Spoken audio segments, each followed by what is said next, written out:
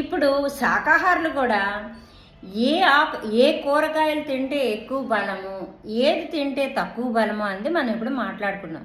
ఈజీగా ఎక్కువ పేగు ఏది అరుగుతుంది, మళ్ళీ ఆహారం ఏది మంచిది అని. అయితే వేలగడిన వల్ల వేలబెట్టేసి ఉంటాయి కదా, బెండకాయలు, బీరకాయలు, ఆనపకాయ, దోసకాయ, అవన్నీ కూడా శరీరంకి చాలా మంచిది. భూమి లోపల ఉన్న ప్రతి ఆకుకూరలు కూడా ఎందుకు మంచిదని నేను తర్వాత చెప్తాను.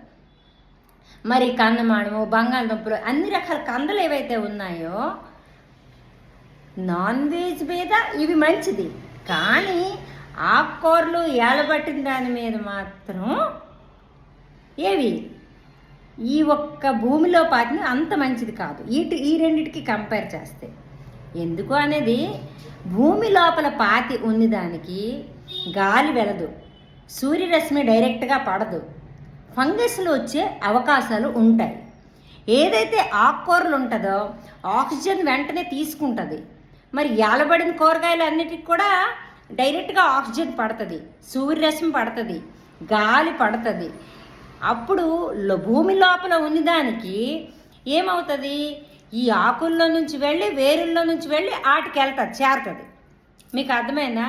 ఇప్పుడు శామకాంద కానీ, బంగాళదుంపలు కానీ, మరి మన ఎర్రదుంపలు అంటే కందమణం కానీ, స్వీట్ పొటాటో కానీ, ఇలాంటివన్నీ మట్టి లోపల ఉన్నవి ఏమవుతాయి, మట్టి లోపల అయితే దాని కంపారిజన్ మీద ఇది బ్లడ్ ఎక్కువ ఇస్తుంది, ఈజీగా డైజెషన్ అవుద్ది, మరి షుగర్ లెవెల్స్ కంట్రోల్లో ఉంటాయి. మరి అంటే షుగర్ కింద కొంచెం కొంతవరకు ఆకుకూరలు అన్నీ కంట్రోల్గా ఉంచుతాయి. కాకరకాయలు ఒకటి, ఇవన్నీ వేలబట్టినవే కదా, ఇవి మంచిది. ఏ ఆకుకూరల మీద ఏది అంటే క్యాలరీస్ అయితే అవి ఎక్కువ, తీపి ఎక్కువ అందులో ఉంటుంది. కానీ ఇవి ఈజీగా అరుగుతుంది, బ్లడ్లో ఈజీగా డైజెస్ట్ అవుతుంది, బ్లడ్ సర్క్యులేషన్ బాగుంటుంది, బ్లడ్కి కూడా అన్ని విధాలుగా హెల్తీగా ఉంచుతుంది అన్నమాట. ఇది ఈ రెండిట్లో డిఫరెన్స్. అందుకే చూసారా, కందమాడం గుండా కందమాడం ఆకులు అంచితే ఎక్కువ చాలా మంచిది. అంటే ఎర్రదుంపల ఆకులు చిన్న చిన్న మొక్కలు నాటుకొని ఆ ఒక్క ఎర్రదుంప పాతిస్తే ఆ ఒక్క ఆకులు అనేవి అన్ని ఆకుకూరలు కొంటా మంచిది. నావి రెండో వీడియోస్ కూడా ఉంటాయి కందమాడం ఆకుల గురించి. ఏమి లేదు, ఆ కందమాడం తెచ్చి అంటే కొంచెం ఈ మట్టిలో పాతి పెట్టేస్తే మీకు ఆకులు వచ్చేస్తాయి చిన్న చిన్న గోళెల్లో. ఎందుకంటే ఆకుకూర ఎక్కడ అమ్మరు, నా జ్యూస్లో కంపల్సరీ అవి ఉంటాయి. నేను ఆల్టర్నేటివ్ అవి లేకపోతే ఆల్టర్నేటివ్ ఏదో ఒకటి నేను చేస్తూనే ఉంటాను. గోంగూర ఒకటి మంచిది, బచ్చల కూర, ఇవన్నీ కూడా మంచివే. ఆకుకూరలు ఏలగట్టిది అన్నీ కూడా మంచివే. అలా చెప్తుంటే మీరు కొంచెం బోర్ ఫీల్ అవుతున్నారు. కానీ ఏంటంటే ఇది హెల్త్కి మంచిది, అవి హెల్త్కి తక్కువ. మళ్ళీ సాల్ట్ కంటెంట్ కూడా వీటిలో ఎక్కువ ఉంటుంది, లవణాలు ఎక్కువ ఉంటాయి.